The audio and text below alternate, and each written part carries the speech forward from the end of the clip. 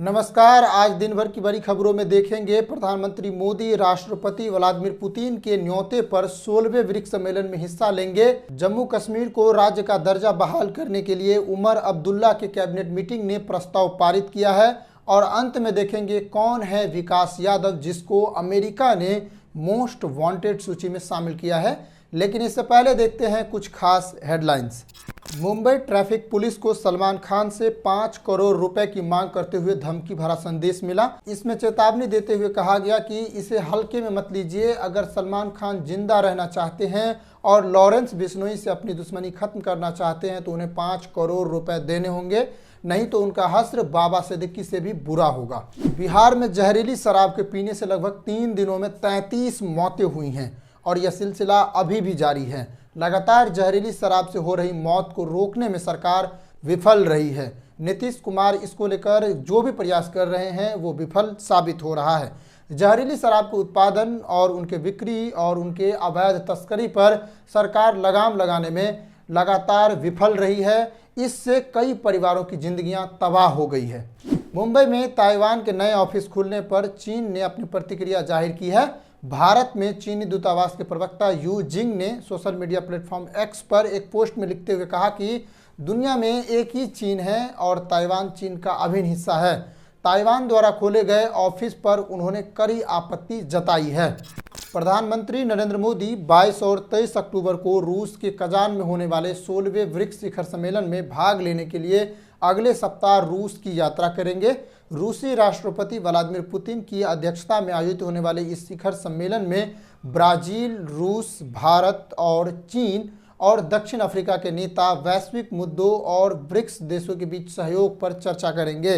इस वर्ष के शिखर सम्मेलन का विषय न्याय संगत वैश्विक विकास और सुरक्षा के लिए बहुपक्षवाद को सुदृढ़ बनाना है, अंतर्राष्ट्रीय सहयोग को बढ़ावा देने और वैश्विक शासन में चुनौतियों का समाधान करने पर ध्यान केंद्रित रहने की उम्मीद है। विदेश मंत्रालय ने एक बयान में कहा कि यह शिखर सम्मेलन ब्रिक्स द्वारा शुरू की गई पहलुओं की प्रगति का आकलन करने तथा भविष्य में सहयोग के लिए संभावित क्षेत्रों की पहचान करने का एक मूल्यवान अवसर प्रदान करेगा। प्रधानमंत्री मोदी की यह यात्रा इस वर्ष की दूसरी रूस यात्रा है। इससे पहले जुलाई में उन्होंने मॉस्को की यात्रा की थी। ब्रिक्स समूह जो प्रमुख उभरती हुई अर्थव्यवस्थाओं को एक साथ लाता है, दुनिया की 41% आबादी, वैश्विक सकल घरेलू उत्पाद का 24% और विश्व व्यापार का लगभग 16% से अधिक प्रतिनिधित्व करता है। पहले इस संगठन का नाम ब्रिक था। 2010 में इसे बदलकर ब्रिक्स कर दिया गया क्योंकि इसमें दक्षिण अफ्रीका को पूर्ण सदस्य के रूप में शामिल किया गया। इसके बाद इसमें ईरान सहित मध्य पूर्वी देशों को भी शामिल कर लिया गया। प्रधानमंत्री नरेंद्र मोदी के 22 अक्टूबर को रूस में होने वाले शिखर सम्मेलन के दौरान राष्ट्रपति पुतिन के साथ द्विपक्षीय बैठक करने की भी उम्मीद है। द्विपक्षीय बैठक के लिए पुतिन ने सितंबर में निमंत्रण दिया था, जब उन्होंने सेंट पीटर्सबर्ग में ब्रिक्स राष्ट्रीय सुरक्षा सलाहकारों की बैठक के दौरान भारत के राष्ट्रीय सुरक्षा सलाहकार अजीत डोभाल से मुलाकात की थी। विभिन्न मीडिया रिपोर्ट के अनुसार मुख्यमंत्री उमर अब्दुल्ला के प्रशासन ने एक प्रस्ताव पारित कर राष्ट्रीय जनतांत्रिक गठबंधन एनडीए के नेतृत्व वाले केंद्र सरकार से जम्मू कश्मीर का राज्य का दर्जा बहाल करने का आग्रह किया है। यह निर्णय गुरुवार को नवनिर्वाचित मुख्यमंत्री उमर अब्दुल्ला द्वारा आयोजित उद्घाटन कैबिनेट बैठक के बाद आया है। यह कदम क्षेत्र के लिए अधिक स्वायत्तता की मांग पर सरकार की फोकस को दर्शाता है। 5 अगस्त 2019 को जब भारत सरकार ने अनुच्छेद 370 को निरस्त किया था, तब जम्मू और कश्मीर के पूर्ववर्ती राज्य को जम्मू, कश्मीर और लद्दाख के 2 केंद्र शासित प्रदेशों में विभाजित कर दिया था। पीपुल्स डेमोक्रेटिक पार्टी यानी पीडीपी ने कहा कि अनुच्छेद 370 पर ध्यान दिए बिना राज्य का दर्जा बहाल करने की मांग करने वाले जम्मू कश्मीर सरकार के कथित प्रस्ताव पर कड़ी आपत्ति जताते हैं। पीडीपी ने इस कदम को बहुत बड़ा झटका करार देते हुए दावा किया कि वह क्षेत्र के विशेष दर्जे को रद्द करने के केंद्र के 2019 के फैसले को मौन स्वीकृति दी है। इस प्रस्ताव पर पुलवामा से विधायक चुने गए वहीद पर्रा ने सोशल मीडिया प्लेटफॉर्म एक्स पर लिखा, उमर अब्दुल्ला का राज्य के दर्जे पर पहला प्रस्ताव 5 अगस्त 2019 के फैसले की पुष्टि से कम नहीं है। अनुच्छेद 370 पर कोई प्रस्ताव नहीं होना और मांग को केवल राज्य के दर्जे तक सीमित कर देना एक बहुत बड़ा झटका है। खासकर तब जब अनुच्छेद 370 को बहाल करने के मुद्दे पर वोट मांगे गए हों।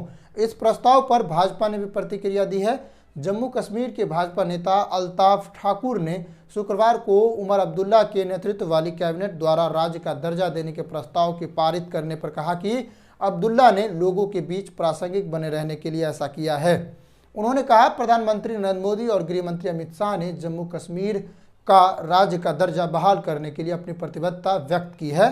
अल्ताफ ठाकुर ने ANI से कहा, केंद्र सरकार ने पहले ही राज्य का दर्जा बहाल करने की अपनी प्रतिबद्धता व्यक्त की है।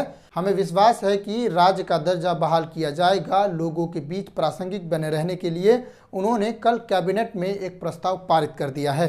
संयुक्त राज्य अमेरिका ने खालिस्तानी आतंकवादी गुरुपवंत सिंह पन्नू की हत्या की नाकाम साजिश को निर्देशित करने में कथित भूमिका के संबंध में पूर्व भारतीय सरकारी कर्मचारी विकास यादव के खिलाफ आरोप लगाए हैं। विकास यादव हरियाणा के रहने वाले हैं। गुरुपवंत सिंह पन्नू एक अमेरिकी नागरिक है। इसके अलावा संघीय जांच ब्यूरो FBI ने उसे अपनी मोस्ट वांटेड सूची में शामिल किया है। गुरुवार देर रात अमेरिका द्वारा उसकी पहचान उजागर करने से पहले विदेश मंत्रालय ने गुरुवार को पुष्टि की कि खालिस्तानी आतंकवादी गुरुपवंत सिंह पन्नू के खिलाफ नाकाम हत्या की साजिश में अमेरिकी न्याय विभाग के अभियोग मामले में नामित व्यक्ति अब भारत सरकार के कर्मचारी नहीं हैं। विदेश मंत्रालय के प्रवक्ता रणधीर जायसवाल ने प्रेस कॉन्फ्रेंस में कहा, अमेरिकी विदेश विभाग ने हमें सूचित किया है कि न्याय विभाग के अभियोग में शामिल व्यक्ति अब भारत में कार्यरत नहीं है। अमेरिकी न्याय विभाग ने एक बयान में विकास यादव पर न्यूयॉर्क के दक्षिणी जिले के अमेरिकी जिला न्यायालय में दूसरे आरोप पत्र में आरोप लगाए गए हैं। देखते हैं इस पर और क्या खबरें विस्तार से आती है। तब तक हमारे साथ जुड़े रहिए। नमस्कार, जय हिंद।